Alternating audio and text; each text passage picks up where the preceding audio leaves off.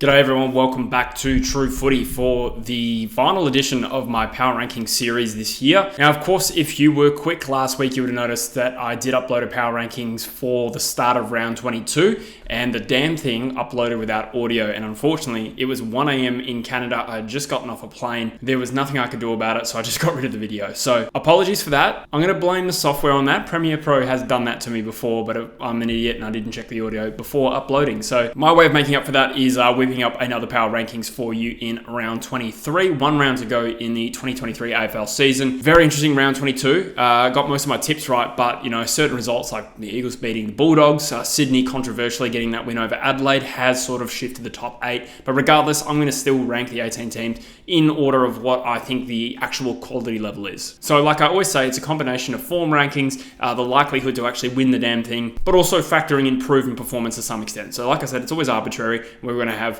little things where we agree and disagree on. I'm actually quite glad that I get another opportunity to do a Power Rankings before the end of the season because, to be honest, there has been some significant changes in the last couple of weeks since I uploaded that video, and a few things that I kind of felt I got wrong in that video, which I've been able to correct, or at least I think I have. So, as I usually do, guys, I'm going to run through the teams from 1st to 18th in the order of my perceived quality. So, let's kick things off, and we have a new team right at the top, and I've got to give it to the Brisbane Lions, who are on current form the best team in the competition. They have just knocked off Collingwood at Marvel Stadium, admittedly not the MCG, but at the same time, got to give credit where it's due. They have been hot for a while. They're 4-1 over their last 5. Their one blip on the radar was that loss to the Gold Coast, which was kind of out of the blue, and to be honest, a massive outlier because they've also beaten the Crows, the Dockers, and the Cats in their last 5. So for me, combined with Collingwood's dip in form, I've got Collingwood dropping down to 2nd, even though they're currently still top of the ladder. They've obviously hit a bit of a wave of bad form, coincided with a few injuries as well, but to me, it probably just looks more like that team is a little bit out of form, and we had to expect that was going to happen at some point of the season. So no major concerns for Collingwood.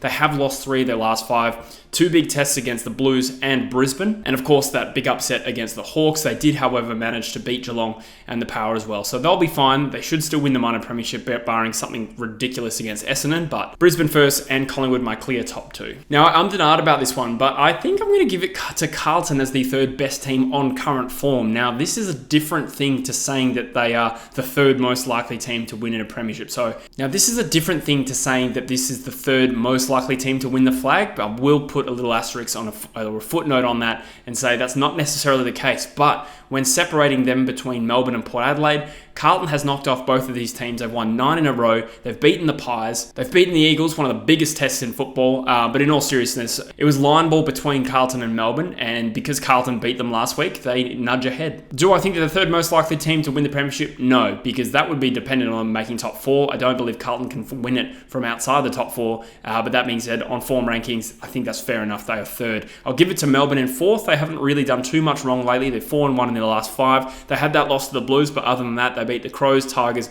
North, and Hawthorn. So for the most part, a fairly soft fixture. They lost that tough game against the Blues and did well to beat the Crows, who are a plucky side, let's be honest. So Melbourne, stabilising in 4th, but definitely a premiership contender. Port Adelaide still stay in 5th for me. I do think they've gotten their shit together. They've won their last 2 after a 4-game losing streak. Their 2 wins were against the Giants in emphatic fashion, and then a good win in Perth over Fremantle. But they're just kind of a victim of, obviously they lost 4 in a row to begin with, and Carlton and Melbourne have just had superior form over the last little stretch. It has been a tough fixture for them as well. Their losses in their last 5 were against the Cats, Crows, and Pies. Should they have beaten the Crows? Possibly, when you consider best 22 quality. Port Adelaide probably should be at least winning 1 showdown this year. Overall, still in the premiership conversation. Probably not a genuine outright contender because I feel like they need to finish top 2. But again, it's line ball between 3rd and 5th. Sydney shoot up to 6th spot. They've won all of their last 5 games. They won their derby against the Giants. They beat the Crows most recently, albeit controversially. Beat the Suns, Bombers, and Dockers. So not the toughest run of fixtures against the Giants. They're a good team. The Crows are a good team, admittedly. But most importantly, haven't put a foot wrong. It was a patchy first half of the year to Sydney. They kind of got their act together. And largely because some other teams around this range have fallen off, Sydney shoot right up into being the 6th best side in the competition when they're actually 7th on the ladder. We've got GWS slipping down to 7th because they've been patchy a little bit. Patchy is probably harsh. They have won 3 of their last 5. They beat the Bulldogs, which was a good win. They beat the Suns and the Bombers, 2 games that they should have always really really won. They lost that derby against the Swans, a game I tipped them in, and they were unfortunate to come up against the Power, who had just lost 4 in a row, and they were always going to lose that game, but they did get slapped. Most recently, they won their last game by 21 goals, so they're in some kind of form. Jesse Hogan kicked 9 goals. I think there's actually a good chance they miss the finals, but on current form, I think they're the 7th best team. There is a chance that they lose to Carlton and the Bulldogs beat Geelong in GMHBA, which would see them slip out of the 8, but second half of the year has been fantastic from the Giants. They're still 7th for me. In 8th spot, I've got St Kilda climbing my rankings, and perhaps I disrespected them a little bit too much,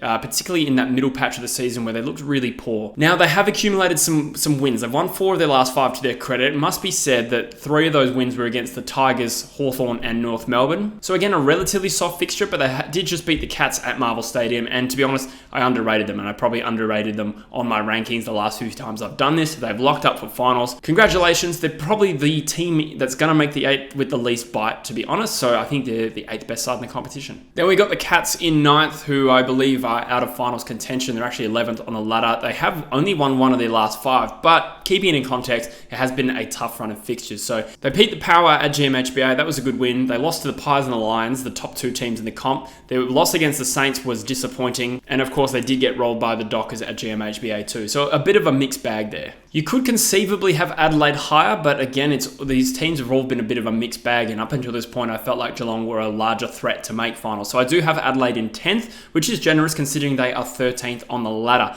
and they'll still be filthy about that controversial loss against Sydney, which I've mentioned a few times, but they've won 2 of their last 5. Again, it's been a tough fixture for them. They beat the Suns and the Power. The Power in particular is a good win. They did lose to the Swans, they lost to the Lions and the Demons, so a tough run of fixtures. Adelaide have proven not far off the best teams in the comp. Those 3 losses were all by a goal or less, I think, off the top of my head. So you could conceivably have Adelaide higher. Let me know in the comments what you think. That being said, they're out of finals contention, and I'm still kind of being generous considering they are 13th on the ladder. The Bulldogs I have slipping down to 11th spot after a really disappointing loss against West Coast. They also lost to Hawthorn the last couple of weeks, so it has been a genuine slip in form. We've seen this before from the Bulldogs. They slip sort of late in seasons, get their act together in the last round, and then they come good for finals, but they may have let their run too late because they're going to have to knock off Geelong in Geelong this weekend to get all the way to the top 8. So in their last 5, they've only beaten the Tigers and a very out of form Essendon, and they lost to the Giants, Hawks and Eagles, like I said. So a real dip in form. I do think they're still dangerous, and I think I'm going to tip them to beat Geelong in Geelong this weekend, but losing to the Eagles at Marvel Stadium is a major dent in their finals credentials, that's for sure. Richmond are 12th on the ladder, and I have them as the 12th best team in the comp, kind of just ticking along, winning the games you'd expect them to. They've beaten North and Hawthorn. They lost to 3 teams ranked better than them in the Demons, Dogs and Saints. So nothing really groundbreaking around this ranking, to be honest. They've kind of just been outside of fingertip reach of the finals most of this year.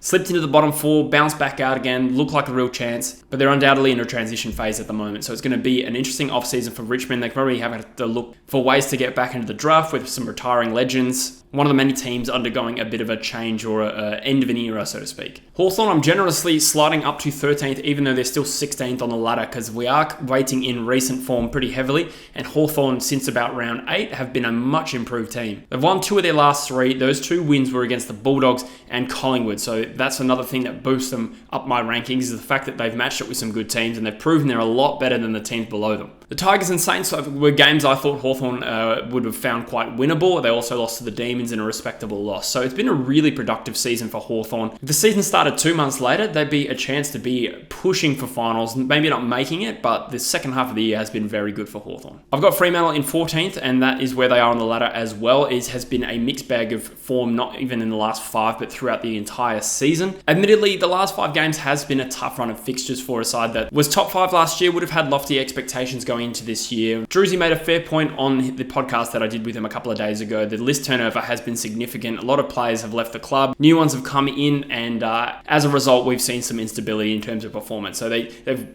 taken some big scalps this year. They beat the Cats and the Eagles in the last 5. Obviously, that Eagles game was, well, not the most challenging opposition. They did fall short against the Lions, Power and Swans, but again, really tough fixture there. So you could conceivably have them higher than Hawthorn, so maybe I'll have that wrong, but again, let me know in the comments. Then we're down to our bottom 4, and I've got Essendon sliding into my bottom 4 on current form. It's been a hugely disappointing finish to what has been a productive and good season in terms of development. We saw them bounce out of the bottom 4 in the first year under Brad Scott. They've won 2 of their last 5, but those 2 wins were 1 point against West Coast and 9 points against North Melbourne. So you kind of chalk that up as, maybe those, younger teams had a good day against Essendon. Then it comes to round 23 and they lose by 21 goals against GWS, who aren't that much higher than them on the ladder. So for me, it's been a clear dip in form from Essendon. On current form, they're a bottom 4 team. I don't think this is doomsday for the long term. I think they'll be fine. There is some decent talent on that list. And next year, they can reasonably set their sights on finals, potentially being realistic. But on current form, Fremantle and Hawthorn are better teams right now.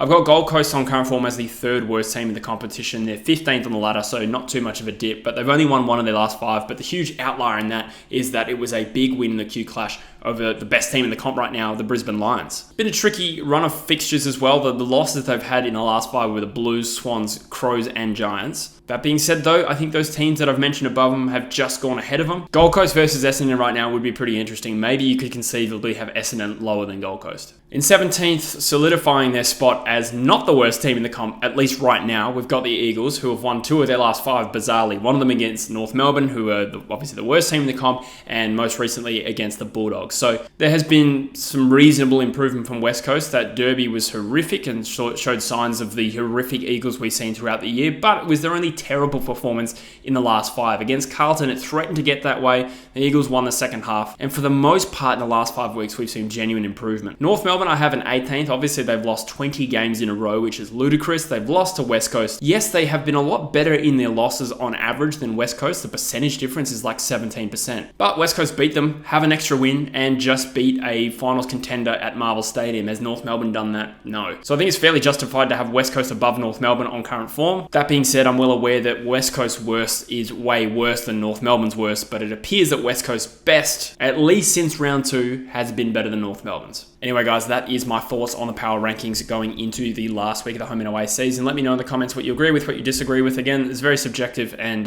there's going to be criticism, but by all means, let me know what I got right and what I got wrong. Heaps of content churning out on the channel before I go to Greece. I've timed it pretty well. I think I'm away for the finals bye, so that's going to work out pretty well. I've got heaps of content planned. Just the tips will be out tomorrow by the time you watch this. Game day squad as well, and I've got some ideas for other content as well, and then we're into pre-finals content. So very, very exciting times for both the channel and this season. The support has been great lately. I really appreciate you guys watching and subscribing, and hopefully you're enjoying the content. If you are, chuck us a thumbs up. That would really help. As always, let me know in the comment section your opinions, and I will see you in the next video. Cheers.